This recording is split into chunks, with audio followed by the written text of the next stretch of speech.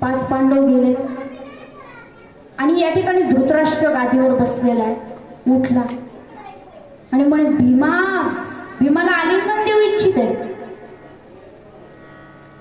धृतराष्ट्र निघालाय, भीमा आणि भीम पण निघालाय. काकाश्री कृष्ण म्हणे काय काकाश्री करत निघाला पुढे. चल हो माग, तुझं रिमोट माझ्या हातात आहे म्हणे, जिकडे मी तुला जायला सांगेल तिकडेच जायचं, जास्त शहाणपणा नाही करायचा.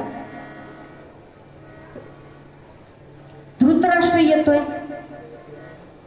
इकडून भीम येतोय.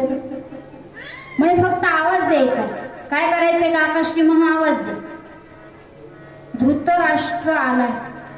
धृतराष्ट्राला वाटलं आता मी कधी याला आलिंगन देतो, कधी एकदाच याला दाबून टाकतो.